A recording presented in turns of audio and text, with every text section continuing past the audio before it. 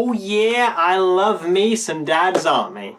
If I had to pick just one British sitcom, I'd pick Blackadder, but this would totally be in my top 10. Thinking back on my childhood, I find it quite amusing that despite it being one of the only truly child-friendly sitcoms out of the BBC's classic department, I actually didn't start watching it until I was a teenager. Hell, my parents even tried getting me to watch Yes, Prime Minister when I was like 8 years old. And despite the subject matter of men in suits discussing government policies, I still enjoyed it. I didn't have a clue what they were talking about, but the studio audience were laughing, so I sort of felt inclined to. But back to this video's subject matter. Which Dad's Army character am I going to talk about? Captain George Mainwaring, the snobbish, fussy bank manager? Sergeant Wilson, the laid-back, upper-class clerk? A senile war veteran? A Del Boy prototype? A naive mummy's boy? A Scotsman? Or a sweet old man with an old man's bladder? While all those men are fairly attractive, I'm going to have to pick Bracewell. A character with a shroud of mystery over him, stemming from the fact that despite being written into the first episode of Dad's Army with clearly the aim of making him a main character, he was written out of the show by episode 2. In The Man and the Hour, Bracewell is one of the many men who turn up at the Warmington-on-Sea Church Hall to enlist in the local defence volunteers, later renamed the Home Guard. I could have had time for a round of golf, do you know that? He is established as a golf-loving middle-class tit straight out of a Terry Thomas film. You needn't have bothered to dress.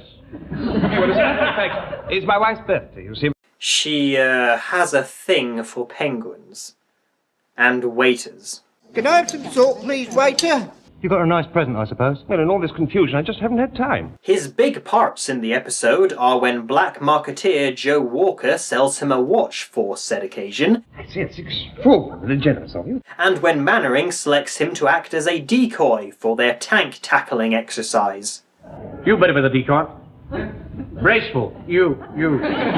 'Tis surprising Mainwaring actually knows Bracewell's name, considering not only hasn't he told it to him yet, but at times the captain can't remember the names of his main men. Now, Walker, you're the Nazi paratrooper. I'm not. Walker. And that's it.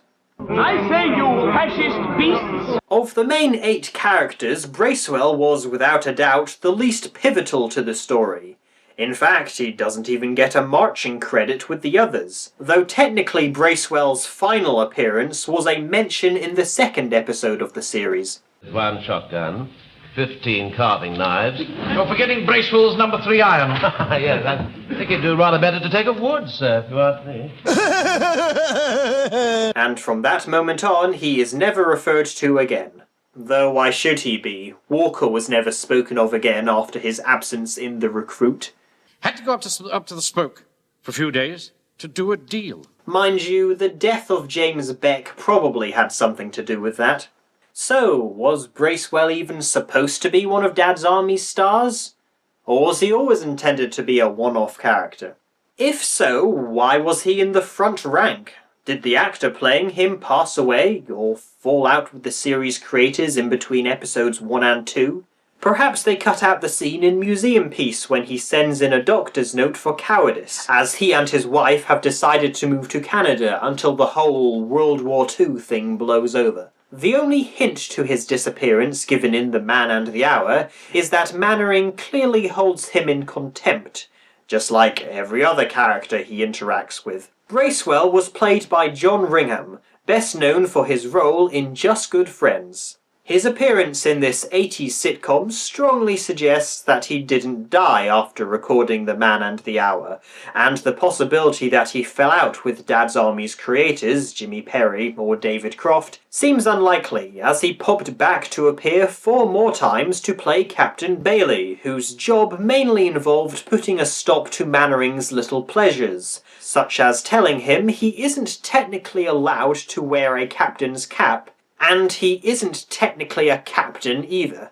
Interestingly, 3 of Ringham's 4 appearances are lost in some way. Series 2 episodes, A Stripe for Frazer and Under Fire, are missing presumed wiped, although the audio from A Stripe for Frazer was found and brought to life via rather iffy animation. Take a drink every time Mainwaring is as tall as the rest of the platoon. And the colour filter thing of the Series 3 episode Room at the Bottom is also lost, but luckily the black and white print isn't, just like Series 5 and 6 of Steptoe and Son. One of the main reasons suggested for Bracewell's discharge Sounds a bit rude. is that after watching back the first episode, the crew realised his character was too similar to Godfrey's. Don't I get a receipt or something? This is a fighting unit, not a dry cleaner's. Do you think you're going to be long?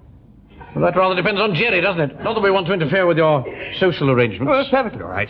To me, Bracewell seems like a combination of Mainwaring and Wilson, i.e. he's a pompous man who is also frightfully polite, thus making his presence in the show doubly pointless. Speaking of Godfrey, the old man was shown to be a bit tougher in the first episode, not only being the only man to show up to the first meeting with an actual gun, but he refuses to swap it for Mainwaring's umbrella. But he can't have it. Now look here, Godfrey.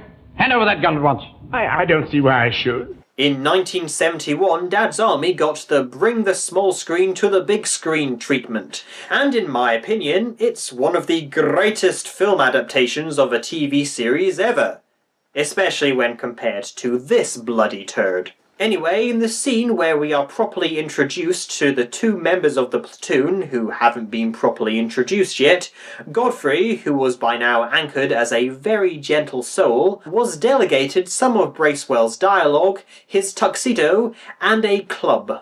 Do you think you'll be very long? Well, it rather depends on Hitler, doesn't it?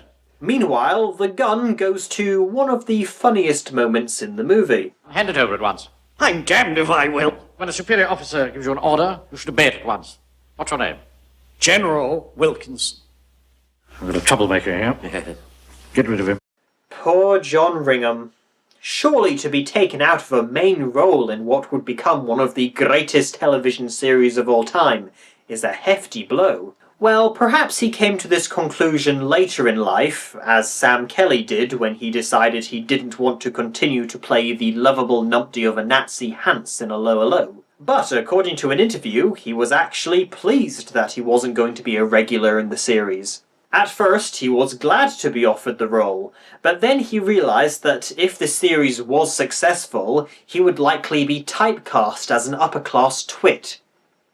A terrible fate for anyone who wants to have character actor on their CV, not upper-class twits. There is practically no evidence to explain why Bracewell was axed from the series, or if he was never intended to appear past episode 1.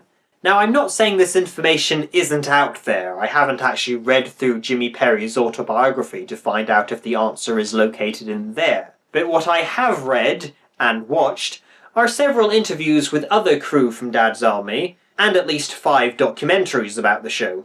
I knew it was a long shot, but while watching the docudrama We're Doomed, the Dad's Army story, I had hoped that maybe a piece of the Bracewell puzzle would be included, especially as it seemed they were throwing in every other trivia tidbit, from Clive Dunn being uncomfortable with his soon-to-be catchphrase, They don't like it up 'em, you see, sir. They don't like it up 'em, so they do not like it. to Arnold Ridley no longer owning the rights to the plays what he wrote. Now, according to We're Doomed, all 6 episodes of Series 1 were written before the characters were even cast. Jimmy Perry had written the first episode by himself, showed it to David Croft, who loved it, who showed it to the head of comedy at the BBC, who agreed to commission it, providing Croft co-wrote the scripts with Perry. So the answer whether Bracewell was going to regularly appear would surely be located on these original scripts, dating back to 1968. Where are they now? I'll tell you where they're not. Arthur Lowe's house. Little bit of Dad's Army fan humour there. A key piece of evidence to argue the point that Bracewell was never intended to appear past the pilot is this. Besides Pike, whose character had been established in the first scene of the episode, the 4 other men who would make up the front line are all interviewed by Mainwaring and Wilson, so isn't it a tad odd that Bracewell didn't get a proper "I'm going to be one of the main characters" introduction? In fact, when Wilson gives him the opportunity to tell his tale, the captain stops him.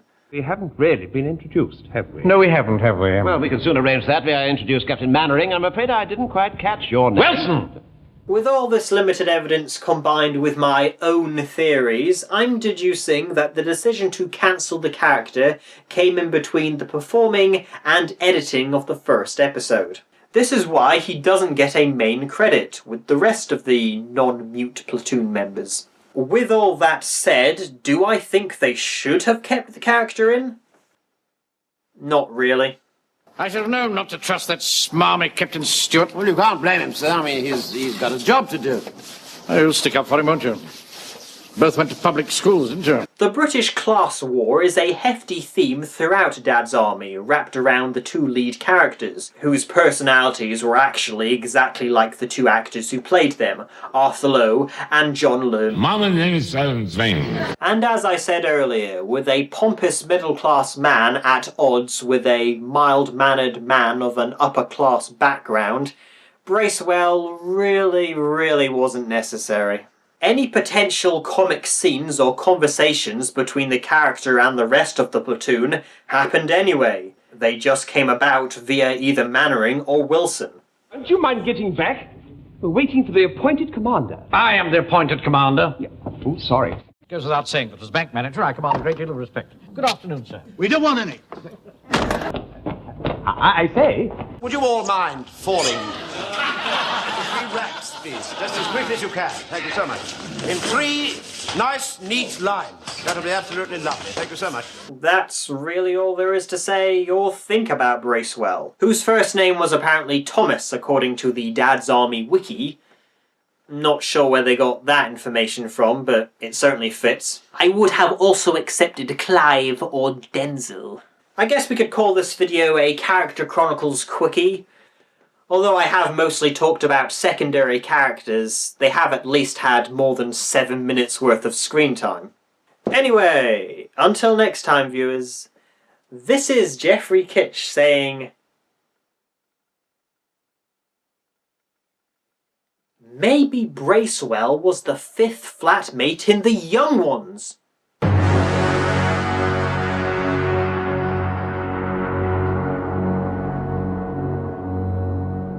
I say...